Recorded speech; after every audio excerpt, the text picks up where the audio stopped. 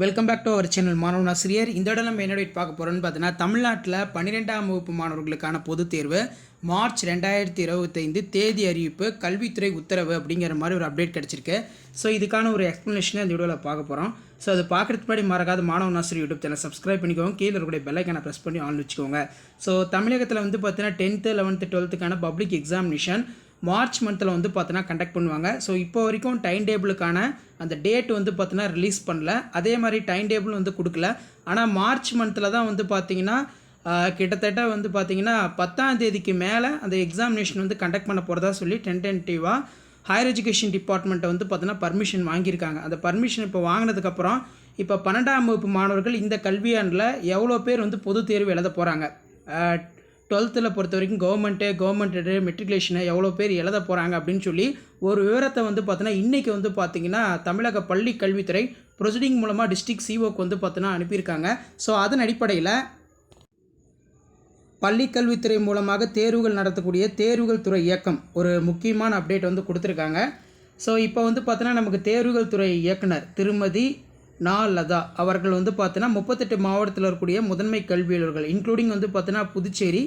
So அதுக்கு வந்து பார்த்தீங்கன்னா ஒரு ப்ரொசீடிங் வந்து அனுப்பியிருக்காங்க. ஸோ இதான் அந்த ப்ரொசீடிங். இதில் பார்த்தீங்கன்னா உங்களுக்கு தெரியும், அரசு தேர்வுகள் துறை இயக்கம் 2024-25 மேல்நிலை ஆண்டு பொதுத் தேர்வு மாணவர்களுடைய பெயர் பட்டியல் பதிவிறக்கம் செய்தல், திருத்தங்கள் மேற்கொள்ளுதல், அதாவது அந்த நாமினல் ரோல்னு வந்து சொல்லுவோம். அந்த நாமினல் ரோல் வந்து பார்த்தீங்கன்னா டவுன்லோட் பண்ணோம். அதில் வந்து பார்த்தீங்கன்னா ஏதாவது கரெக்ஷன் இருந்தால் பார்க்க சொல்லியிருக்காங்க. ஸோ இதை பேஸ் பண்ணி தான் 12th பப்ளிக் எக்ஸாமினேஷன் 2025 மார்ச் எழுதக்கூடிய ஸ்டூடெண்ட்ஸ்க்கு வந்து ஹால் டிக்கெட் வந்து பார்த்தீங்கன்னா ஜென்ரேட் பண்ணி கொடுப்பாங்க.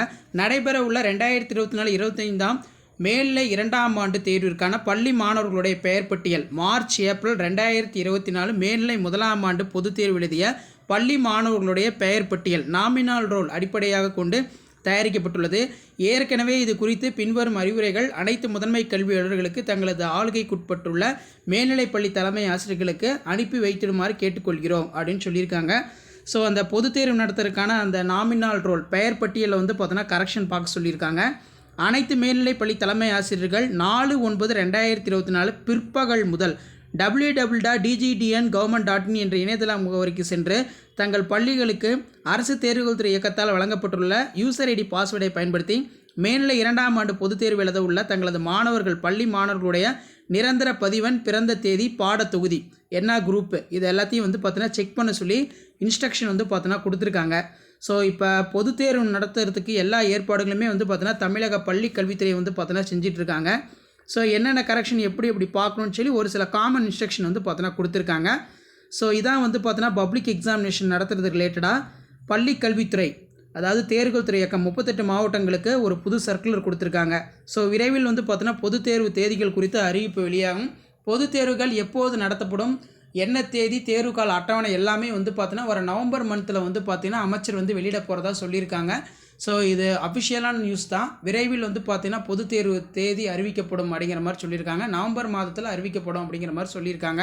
அப்படி இல்லைனா ஆஃப் இயர்லி எக்ஸாமினேஷன் வந்து பார்த்தீங்கன்னா ஆஃப் இயர்லி எக்ஸாமினேஷனுக்கு முன்னாடியே பப்ளிக் எக்ஸாம் எப்போ நடக்கும் அப்படிங்கிற மாதிரி அப்டேட் கொடுக்க போகிறதா சொல்லியிருக்காங்க பள்ளிக்கல்வி வட்டாரங்கள்.